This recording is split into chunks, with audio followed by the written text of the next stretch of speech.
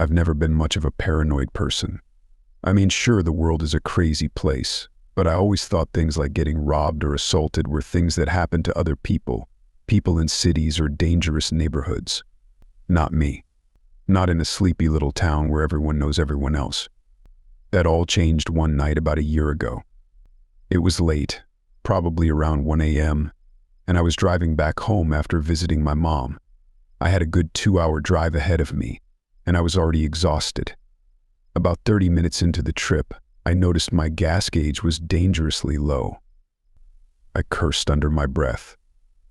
The last thing I wanted was to run out of gas on a dark, empty highway. Luckily, I remembered there was an all-night gas station up ahead, so I pulled in. The place was dead quiet, only the faint hum of the fluorescent lights overhead breaking the silence. There was an old, beat-up pickup truck parked in front of the gas station store, but no one seemed to be inside. The whole place felt off. Still, I needed gas, so I got out of the car, swiped my card, and started pumping. That's when I noticed him. There was a man standing by the truck. I hadn't seen him at first, probably because he was standing in the shadows just out of the light. He didn't look particularly threatening, just off. His clothes were dirty, like he'd been out working in the fields or something, but it was his face that really got me. He was just staring at me, not moving, not blinking, just staring.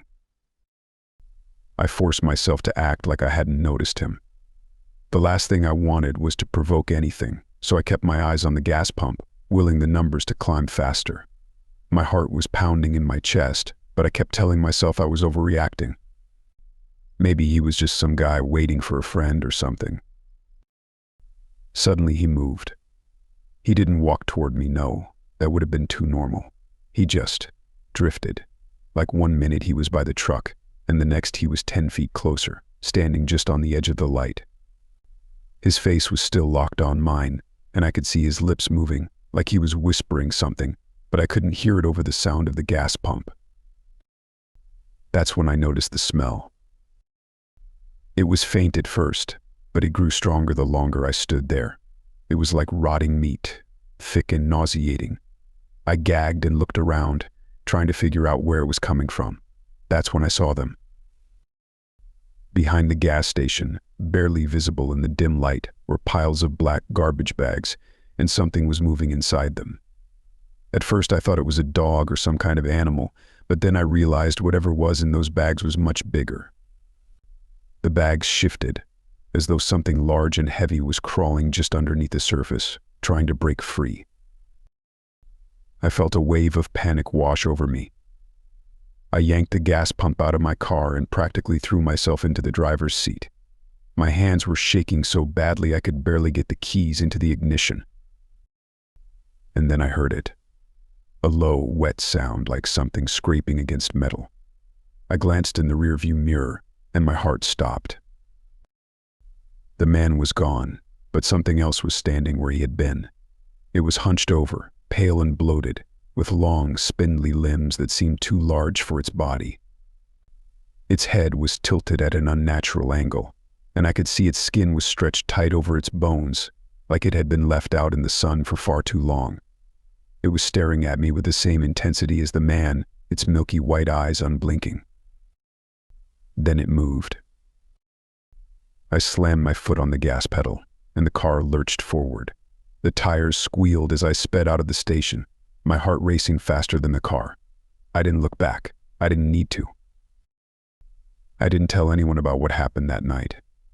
Who would believe me?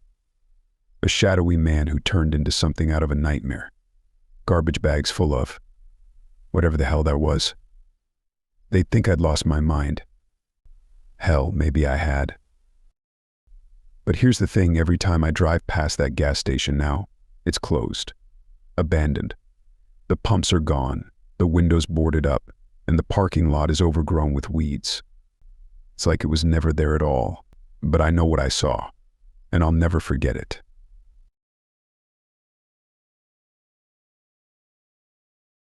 The night shift at a 24-hour grocery store for about 6 months now. It's not exactly thrilling, but it pays the bills. Most nights are pretty dull.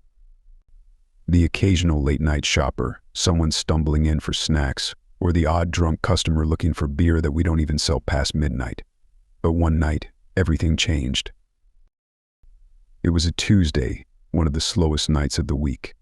I remember it well because the store had that eerie stillness, the kind that creeps up on you when you're alone in a place too big to feel comfortable in. My coworker Dave was stocking shelves in the back while I manned the register. We were the only ones there, or at least that's what we thought. It must have been around 1:30 a.m. when the automatic doors slid open. I didn't even hear them at first, not until I caught a glimpse of movement in the security mirror overhead. A man had walked in. He was tall, lanky, wearing a plain hoodie with the hood up. Not too odd, considering the time of night. People dress however they want when they're running out to grab something last minute. I watched him out of the corner of my eye as he wandered into the store, heading toward the back. Nothing too suspicious. I assumed he was just another customer, looking for some snacks or drinks. 10 minutes went by, and I hadn't seen him again. That's when things started feeling off. Normally, people know what they want this late at night. They're in and out in minutes. But this guy? He hadn't even grabbed a basket. I checked the mirrors again, but he wasn't in any of the aisles I could see. Maybe he left without me noticing, I thought.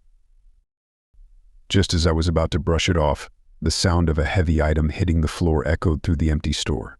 It came from aisle 3, where we keep the canned goods. I felt a chill run down my spine, but I tried to shake it off.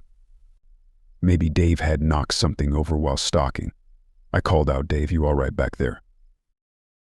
No response. I grabbed my phone and texted him, "You good?" Heard something fall, nothing. That was odd. Dave always replied, even if he was in the middle of something. I glanced toward the back of the store, but there was no sign of him. Curiosity got the better of me, and I decided to check it out. Walking down the aisles at night feels different. There's a sense of being watched, even when you know you're alone. I approached aisle 3, heart racing a little faster with every step. And there he was, the man in the hoodie, standing in the middle of the aisle, facing the shelves.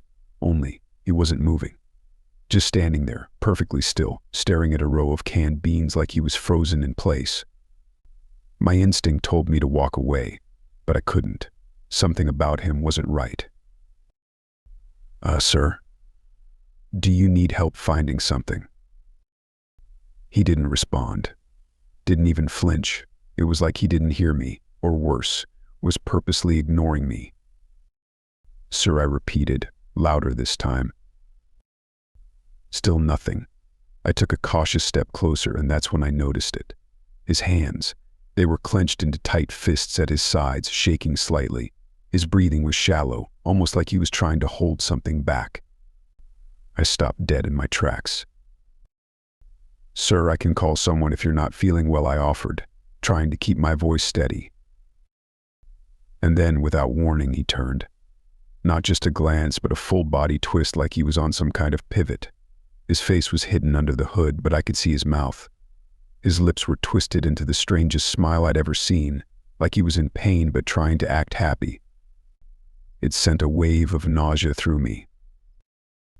That's when I backed up. Something was seriously wrong here. "I'll leave you to it," I stammered, stepping away as fast as I could without turning my back on him. I headed toward the stockroom to find Dave. I didn't care what that guy wanted anymore, I just needed to know my coworker was okay. As I pushed open the door to the back, my heart sank. The lights were off, and there was no sign of Dave. His cart, half loaded with stock, was abandoned near the freezer section. "Dave," I called out, my voice breaking the silence. Nothing. I pulled out my phone and called him this time. It rang 3 times before going straight to voicemail. My pulse quickened. Something was wrong. I knew it. Dave was never the type to just vanish without a word. I rushed back to the front of the store, hoping the man had left. But when I got there, the store was empty. The automatic doors hadn't opened since I last checked. The man was gone, and so was Dave. Panic set in as I checked every corner of the store, my mind racing with horrible possibilities. I dialed the manager, explained everything, and within 20 minutes the police arrived. They searched the store from top to bottom, but they didn't find anything. No man, no sign of a struggle, and no Dave. It was like he had just disappeared. The police questioned me for hours, but what could I say? It all sounded insane. I was sent home early, but I couldn't sleep that night. Hell, I haven't slept right since. They never found Dave. No one ever came forward about the man in the hoodie either, but I know what I saw. Someone or something came into that store that night. And Dave never walked out.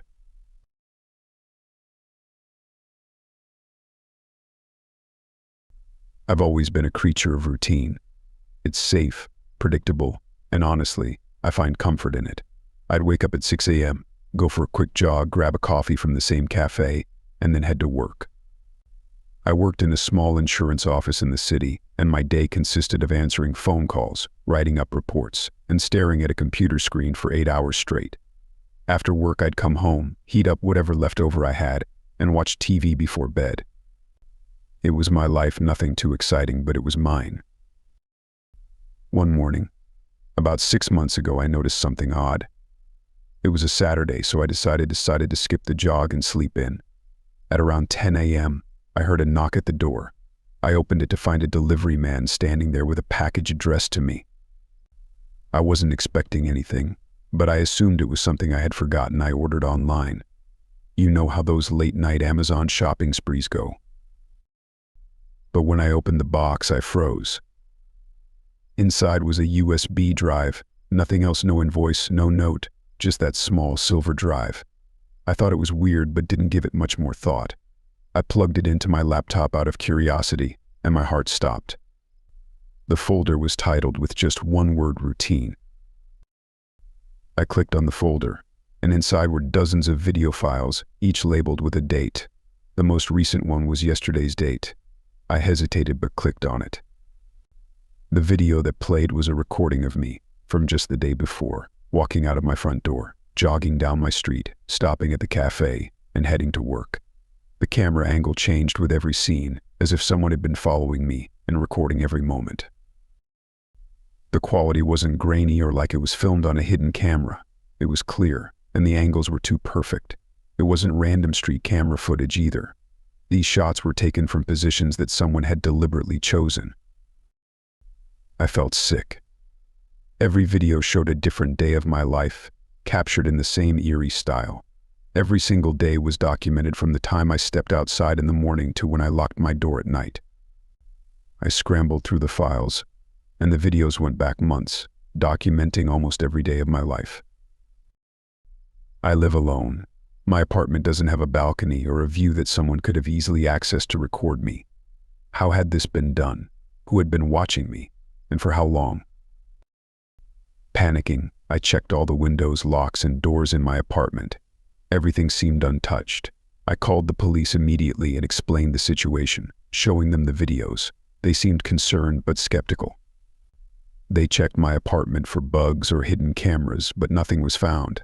They told me to stay vigilant and contact them if anything else suspicious happened. For the next few days, I was on edge, jumping at every noise, checking over my shoulder constantly, but nothing happened. The package, the videos, it all seemed to stop after that. No more strange deliveries, no signs of anyone watching me. But then, 2 weeks later, I noticed something even stranger. Every day at exactly 3 p.m., my phone would vibrate with a notification from a weather app I hadn't even downloaded. The message was always the same time for a break. I ignored it at first, thinking it was just some glitch, but it kept happening. Every single day. Curiosity got the better of me, so one day I decided to follow the suggestion. At 3 p.m., I stood up from my desk at work and left the building to take a break. As I stepped outside, my phone vibrated again. This time, it wasn't a weather app notification. It was a photo sent to my phone. It was a picture of me, sitting at my desk from just a few seconds earlier. I looked around, heart pounding, but there was no one suspicious in sight. I didn't recognize anyone nearby who could have taken the photo. I rushed back inside, frantically trying to delete the photo, but my phone wouldn't let me. It was as if it had been locked to my screen. That night, I got another package. It was waiting at my doorstep when I got home. No knock, no doorbell, just sitting there. My hands trembled as I picked it up. Inside was another USB drive. This one had just one video file on it. I braced myself and clicked on it. The footage showed the inside of my apartment, from the angle of my living room ceiling. The camera slowly panned across the room, zooming in on my couch, my kitchen, and finally, my bedroom door. I stared at the screen, horrified. I had never seen anything like this in my apartment before. Then the camera stopped, pointing directly at the closet in my bedroom. The closet door was slightly ajar. Suddenly it swung open, and a figure stepped out. A man, tall and wearing a hoodie. His face wasn't visible, but he stood there for a moment, before slowly walking toward my bed. The screen cut to black. That's when I noticed something that made my blood run cold. The closet door in my bedroom was slightly open, exactly like in the video. I didn't sleep that night. The next morning I packed a bag and left, checking into a hotel on the other side of town. I reported everything to the police again, but once again, nothing could be found. They offered no real answers, just the same vague advice to be careful. To this day, I still don't know who was behind it all, or why they chose me. I never received another package, no more strange photos, no more videos. But the fear hasn't left. Every creak, every knock, every strange shadow makes me wonder if someone is still watching, just waiting for the right moment to make their next move.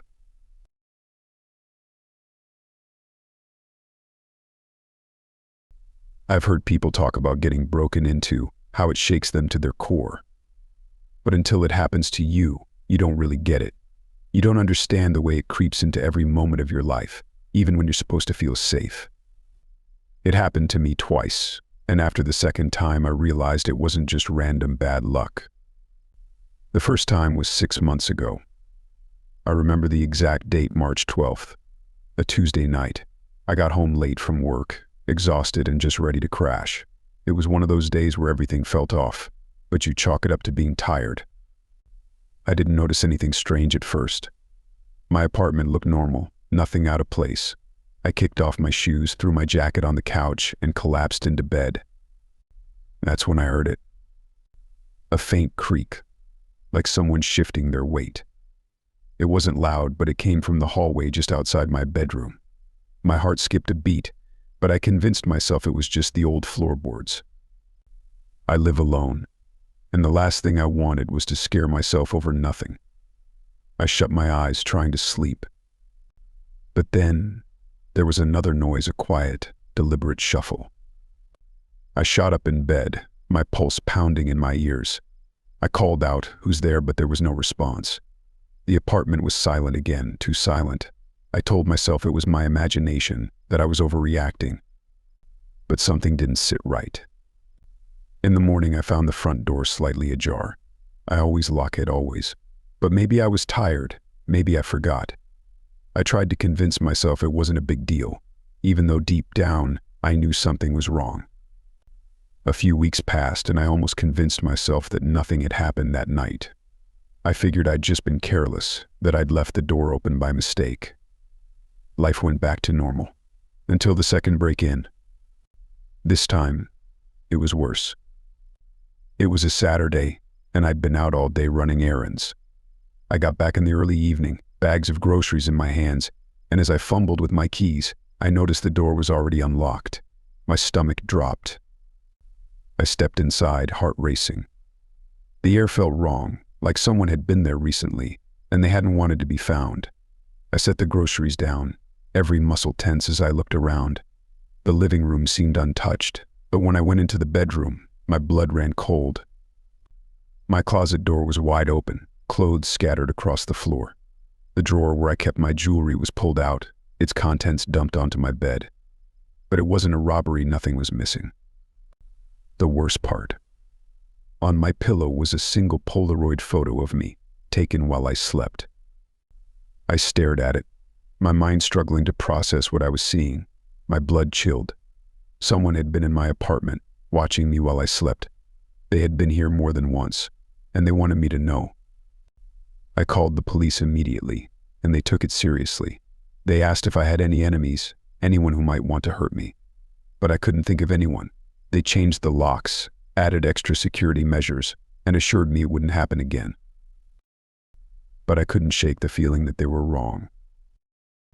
A few nights later, I woke up in the middle of the night to a soft, rhythmic tapping. It was coming from the window. I sat up slowly, my heart racing, straining to hear. The tapping continued, tap, tap, tap, tap, like someone was gently knocking, waiting for me to come closer. I didn't move. I didn't even breathe. Then I heard the unmistakable sound of the window being slid open, inch by inch, as if someone was trying to get inside without making too much noise. I reached for my phone, hands shaking, and dialed 911. The operator's voice was calm, asking me to stay on the line, but I couldn't focus on what she was saying. My entire body was frozen with terror. I could hear the footsteps now, soft and careful, moving from the window towards my bedroom door. And then they stopped. Silence. I sat there, phone pressed to my ear, waiting, listening. My apartment was small, and whoever it was had to be just outside my bedroom. I knew if they opened the door, there was nowhere for me to hide. The seconds dragged on like hours. Then, without warning, the footsteps retreated. The window slid shut, and everything went still. The police arrived minutes later, but by then the intruder was long gone. They checked the locks, the windows, but found no sign of forced entry. It didn't make sense. They couldn't explain how someone had gotten in or why they had left without taking anything, without harming me. That night, I packed a bag and left. I haven't been back since. I don't think it's over. I don't think it ever will be. Whoever it is, they've been in my apartment more times than I want to admit, and they've left more than just fingerprints. They've left a piece of themselves in my mind, and I can't shake the feeling that they're still watching, waiting for the perfect moment to come back. And next time, I'm not sure I'll be so lucky.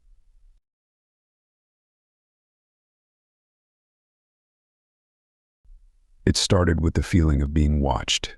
You know, that nagging sensation you can't shake even when you tell yourself it's all in your head. That was my life for 3 months straight. I first noticed it when I was walking home from work late one evening. I lived alone, and my shift ended around 10 p.m. Most nights the streets were quiet, barely a soul around except for the occasional stray cat or a lone car driving by. But that night felt different. My body tensed up like a survival instinct I couldn't control. Every hair on my neck stood up, and I could swear someone was there watching. I'd glance behind me, but there was no one. I chalked it up to paranoia, maybe just the result of too many horror movies before bed. But it didn't stop. Over the next week, that feeling grew stronger. It wasn't just when I was walking home, it was everywhere. I'd feel eyes on me in the grocery store, in the elevator, even through my apartment windows. Every time I turned around, there was nothing there, at least nothing I could see. Then, the phone calls started. They came at random times, always from a blocked number. Whenever I picked up, there was silence on the other end. No breathing, no static, just complete, unnerving silence. I told myself it was just a prank, but it started happening too often. Each call was worse than the last. And then came the text's brief, chilling messages like, "I see you," or "Do you miss me yet?" I called the police, but there wasn't much they could do. Without a clear threat, without evidence, it was just another case of a young woman overreacting. That's what I felt like, too, overreacting. Until one night, when I realized it wasn't just paranoia. It was late, past midnight, and I was in bed scrolling through my phone. I'd finally managed to calm my nerves when I heard the unmistakable sound of glass breaking. My heart stopped. It came from the living room. I froze, unable to move, hoping it was just my imagination. But then I heard the soft, deliberate creak of footsteps on the floorboards. There was no denying it now. Someone was in my apartment. I bolted out of bed, silently cursing every step that squeaked beneath me. I grabbed my phone and hid in the closet, dialing 911 with shaking hands. My breathing was so loud I thought for sure it would give me away. The dispatcher tried to keep me calm, but how do you stay calm when someone has broken into your home? I could hear him moving around the apartment, opening drawers, knocking things over. He wasn't rushing. He was searching, looking for something, looking for me. The dispatcher told me to stay on the line, but then I heard the sound of the closet door handle turning slowly. I covered my mouth, biting down hard on my lip to keep from screaming. The door creaked open. For a second I was sure he'd see me, that it was over. But then, nothing. He didn't look down. He moved on to the next room. I waited. I don't know how long I stayed in that closet, listening to him move around my home, touching my things. Minutes felt like hours, and every breath felt like it would be my last. Finally, I heard sirens in the distance. The man must have heard them too, because his movements grew frantic. Things crashed to the floor. And then as quickly as he came, he was gone. The police arrived within minutes, but it was too late. He'd slipped out of the broken window before they could catch him. They took my statement, searched the apartment, but there wasn't much they could do. They found no fingerprints, no clear signs of who he was or why he targeted me. But the worst part, he didn't take anything. Not a single thing was stolen. Whoever he was, whatever he wanted, it wasn't about robbing me. It was something far worse. He'd been in my space, touched my things, and then left, leaving behind only the suffocating fear that he'd come back. I moved out the next day, unable to stay in the apartment where I no longer felt safe. But even now, months later, I can't shake the feeling that he's still watching, that he's waiting. Maybe it's paranoia, or maybe it's just the reality I have to live with. I keep the lights on at night, and I don't walk home alone anymore. But sometimes, just sometimes, I swear I still see him out of the corner of my eye, standing in the shadows, waiting for the right moment to strike again.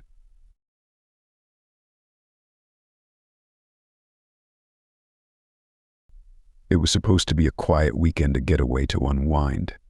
Jason had been working long hours at his tech job in the city and needed a break. The lake house, nestled deep in the Adirondacks, seemed like the perfect retreat. His buddy Mark had suggested the place. It was isolated, serene, and had no Wi-Fi, exactly what Jason needed to disconnect. Just him, the lake, and the woods. When Jason arrived on Friday afternoon, he was immediately struck by how isolated the place really was. It wasn't just off the beaten path, it was buried deep in a maze of dirt roads. The nearest neighbor was miles away, and that neighbor was more of a ghost town than a human dwelling. As he unpacked, a light mist rolled in from the lake, casting an eerie calm over the water. The first night was uneventful, peaceful even, the kind of silence Jason hadn't experienced in years. He fell asleep to the soft sounds of the wind brushing the treetops and the occasional rustle of leaves outside his window. But the following morning, as he sat by the water drinking his coffee, Jason noticed something strange.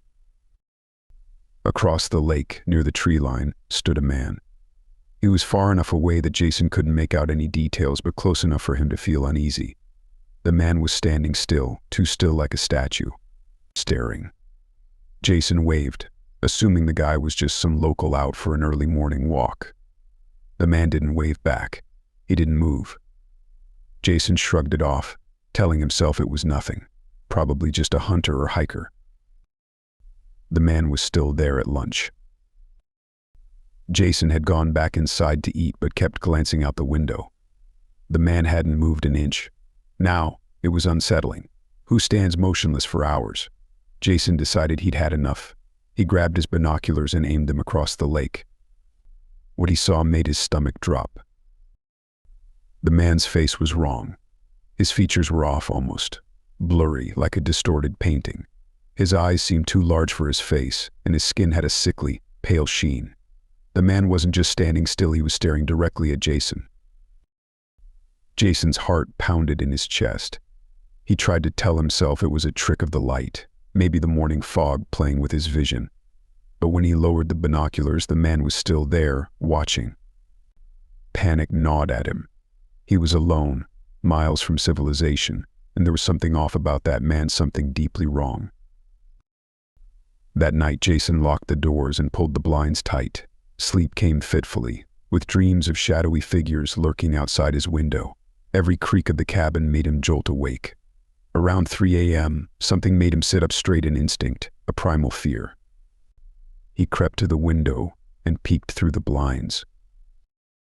The man was closer now, much closer. He stood at the edge of the lake, no more than 100 feet from the house, still unmoving, still staring. Jason's blood ran cold. The man had crossed the lake. How?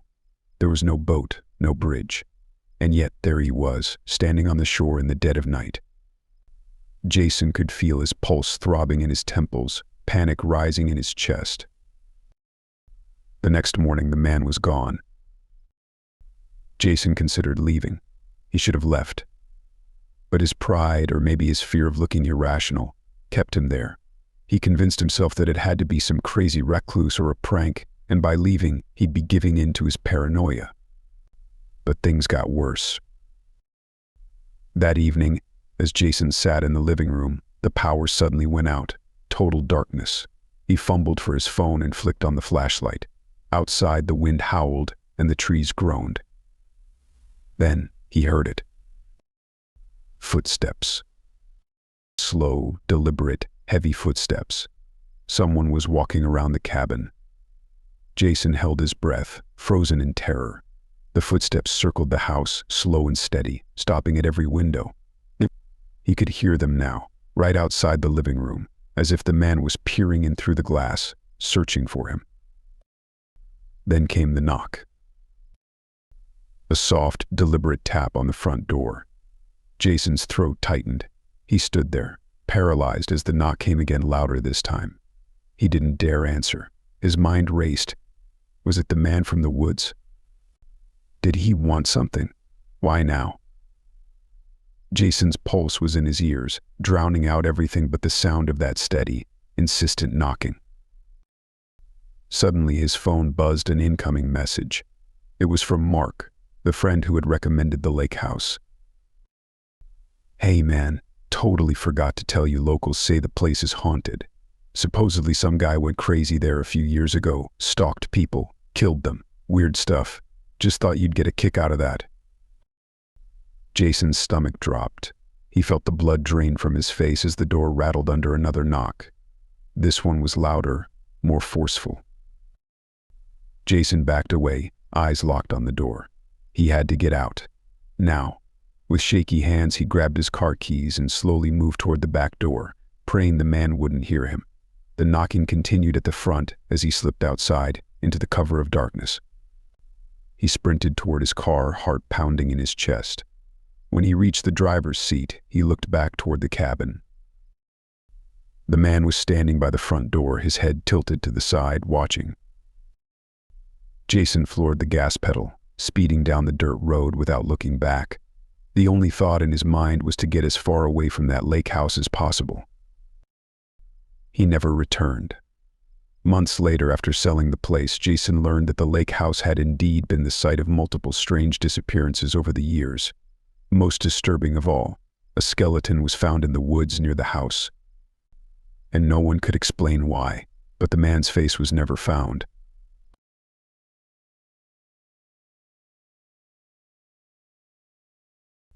I grew up in a small town called Ashford, somewhere in upstate New York, where nothing much ever happened.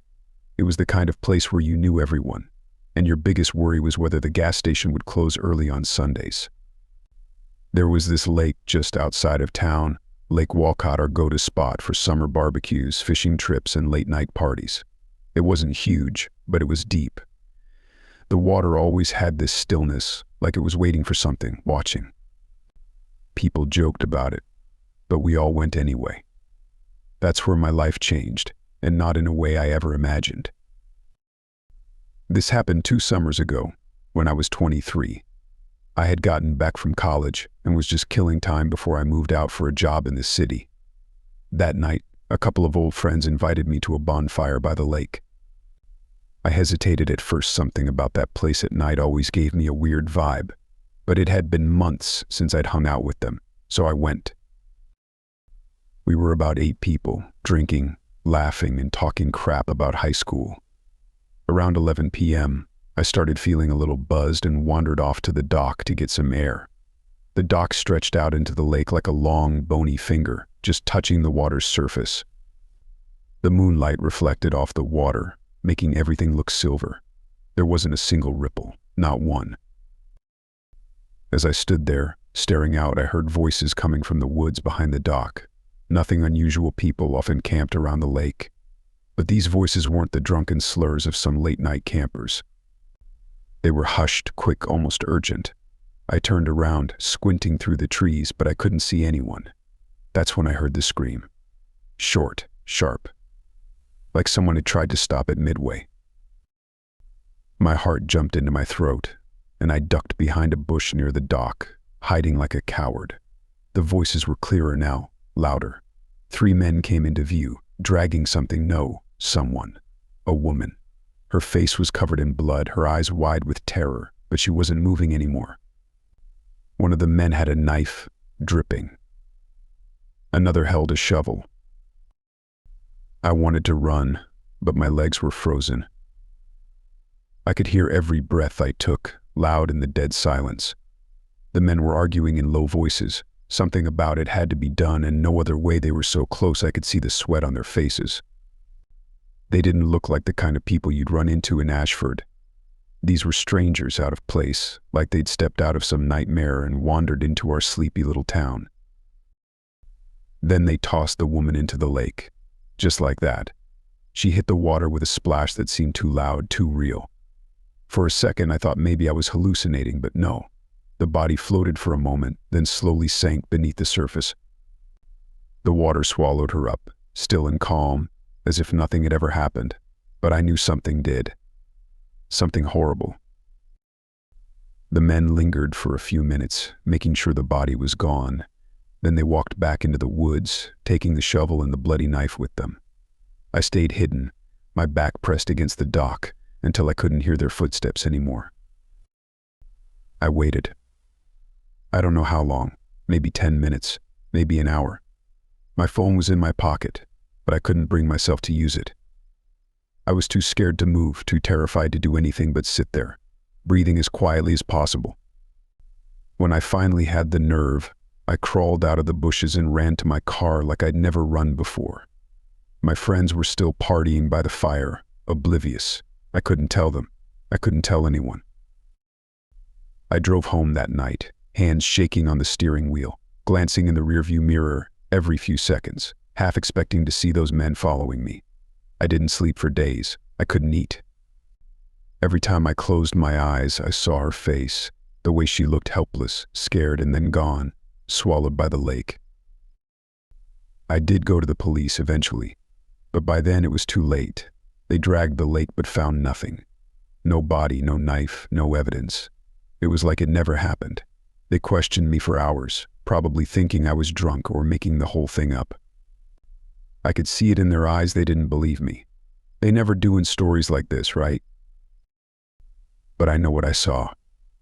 That woman is out there in that lake, and those men. They're still out there too. Every time I drive by Lake Walcott, I can feel it, the stillness, like the water's holding a secret.